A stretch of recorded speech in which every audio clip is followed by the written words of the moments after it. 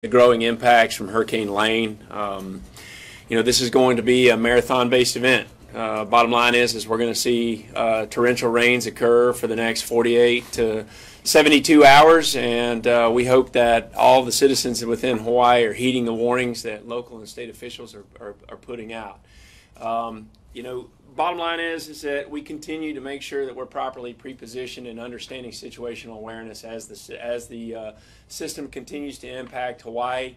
The Big Island and Hawaii counties received, in some cases, some reports are 2 feet of rain already, and unfortunately there's more to come. So the impacts are going to grow. The other thing that is concerning is that there's a lot of uncertainty in this forecast. The real question is, when does it start to make its turn to the west? If it drifts further north, then that means you're going to see storm surge, greater wind impacts, as well as increased rainfall. Hopefully the system starts to turn a little bit west earlier, but we can't count on that happening. So FEMA is leaning forward with our federal partners. We are highly engaged with the governor of Hawaii and the county emergency management agencies. We have liaisons in each one of the counties. We have incident management teams. We have disaster medical assistance teams, urban search and rescue teams on the island. And as I said yesterday, we continue to work with wholesale grocers on the island to understand their capabilities and how to backfill the private sector wholesale grocer capability when it comes to emergency food and water. Again, we are hyper-focused on safety and security, food, water, and shelter. For those of you that are not located in a safe place and you are seeking shelter, we're asking you to go to redcross.org to locate the closest available shelter, or download the FEMA app, where we're also putting forward shelter information as well as preparedness information. But again, please heed the warnings. It's very dangerous to be outside, particularly in areas that we know have imminent flooding occurring or are getting ready to flood.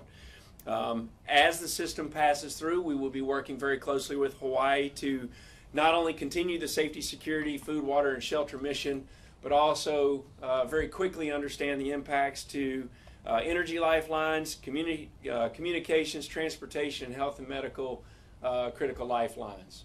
So here again, it's a unified effort that we are ready to support our state and local partners. And with that, I'm going to turn it over to Steve Goldstein with the NOAA's National Weather Service to give us the latest update. Steve.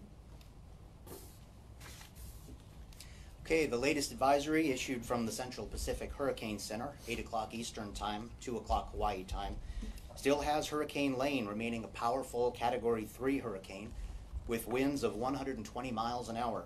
It is approximately 160 miles southwest of Kona and 200 miles south of Honolulu. It is moving north very slowly, only 5 miles an hour. This general motion is expected to continue through the day before it makes a turn to the west sometime Saturday and begins to speed up. On this track, the hurricane will pass dangerously close to the Hawaiian Island chain through the day today, into tonight, and Saturday. Lane may weaken as it approaches, but it's expected to maintain hurricane strength as it approaches the islands. Dangerous flooding will continue on the Big Island. The threat for tropical storm force or even hurricane force winds will continue for the next 24 to 36 hours, especially at the higher elevations. This is expected to be a long duration flood event, as the threat for heavy rain may continue after the hurricane passes to the west. High surf, rising waters, and storm surge could inundate, overwash coastal areas, especially during high tide this afternoon, Hawaii time. The next advisory from the Central Pacific Hurricane Center will be issued at 11 o'clock Eastern, 5 o'clock Hawaii time. Thank you, Steve. Next up, we have from the United States Coast Guard, Admiral Austin, that we would like to bring up. And as I said yesterday, the Coast Guard plays a tremendous role in bolstering search and rescue capabilities. Also, they play a tremendous role in helping us to maintain access to waterway ports and a whole host of other things. So thank you, Admiral. Thank you, Administrator. Good morning, everyone. The Coast Guard's primary concern is still the safety of the people on Hawaii and Coast Guard members and their families. Any assets that were going to be flown into Hawaii prior to the storm have made it there. They are staged and ready to go as soon as it is safe to respond. We are also waiting for the storm to pass so that we can have the ports reconstituted. We can continue to do ports post-storm damage assessments, working with FEMA or other local partners as well as industry to help prioritize which vessels come into the port as soon as possible so that we can get resources flowing back in there. That's all. Thank you, Admiral. Next up from the Army Corps of Engineers, we have Ray Alexander with us today. As I said yesterday, the Army Corps of Engineers plays a tremendous role as well through the unified effort.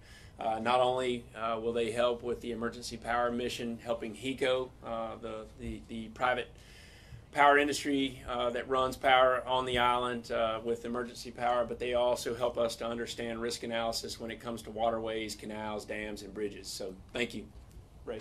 Thanks, sir. And good morning. Under both FEMA and Army Corps authorities, the Corps is fully engaged, prepared to respond as needed. Our Pacific Ocean Division leadership, they're headquartered on Oahu. They are forward. Our subject matter experts for temporary power, debris removal, infrastructure assessment, they are all forward, and they are working with state and FEMA responders to coordinate and anticipate needs and assist in the planning efforts. Under FEMA mission assignment, we've already deployed temporary emergency power, debris, and infrastructure assessment subject matter experts and planning and response teams. They're on Oahu, they're on Kauai. We also have deployed a debris removal team forward and subject matter experts. And then finally, we're integrated fully with Coast Guard and NOAA to ensure that federal channels are quickly surveyed and opened. Yesterday, we were asked a question about the Alawai Canal in Waikiki. This is a state-controlled waterway. It is not an active flood risk management project. We did receive recently $345 million with emergency supplemental last summer to initiate a flood risk management project. Design will actually begin this fall, construction beginning in 2020, and the project is expected to be complete in 2023. It's a combination of multiple detention and water debris retention basins, as well as a flood wall, pumping station, flood warning system, but that is not in place. The canal has flooded in the past, and I believe it's safe to say, based upon the forecasted rainfall, it will likely flood again, but the impacts of which we are not prepared to say at this time. Thank you. Great. Yes, sir. All right, and then also next up, as I said yesterday, one of the crucial partners that we have is the American Red Cross, who helps us with mass care and sheltering and rendering safety and security to the citizens that are impacted. Brad Kaiserman. Thank you, sir. Good morning. Yep. Good morning, everyone. As Hurricane Lane has lumbered towards the Hawaiian Islands, last night there were over 1,500 residents of Hawaii across the islands who sought shelter in temporary evacuation centers established by the counties. Over 1,000 of those folks were in Oahu, in multiple shelters in Honolulu and Honolulu County. I expect to see additional shelters that may open today, centers that may open today, and I definitely expect to see an increase in population as the storm continues to approach. There are over 500 Red Cross volunteers across the islands working today. Nearly 250 of them are event-based volunteers. That's people who raised their hand and said, I haven't been affiliated with a volunteer organization before, but I'd like to help now. And so they have all been processed in. We continue to have a need for volunteers on the island, and people can do that by going to 1-800-RED-CROSS or by going online to redcross.org. But for now, we have adequate forces on the island, and we're working with our partners, the Salvation Army, who continue to do disaster feeding across the island. We'll keep you posted. All right. Thank you, sir. Thank you.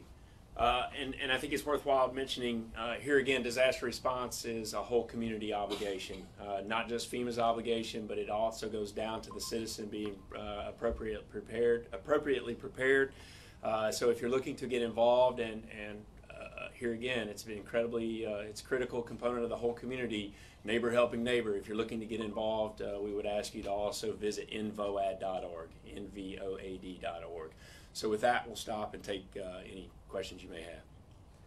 Yes, ma'am. Real quick question. We're looking at what's going on at the agriculture system in the state. We're wondering if anything had been said about how farmers are preparing, what crops might be affected, anything along those lines? Jeff, I don't have anything on No, right, agriculture at so this point. This is Jeff Byard, Office of Response and Recovery Director for FEMA. You know, our current priorities, as the administrator laid out, are life-saving, life-sustaining, the food, water, sheltering, and safety and security.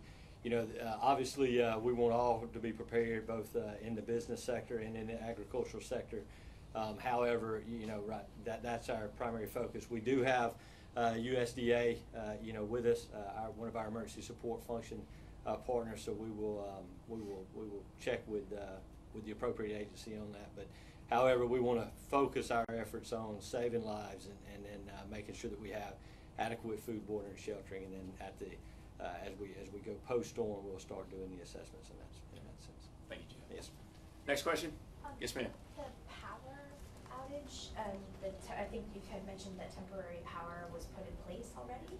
Can you just talk a little bit about where, what parts of the islands and how much?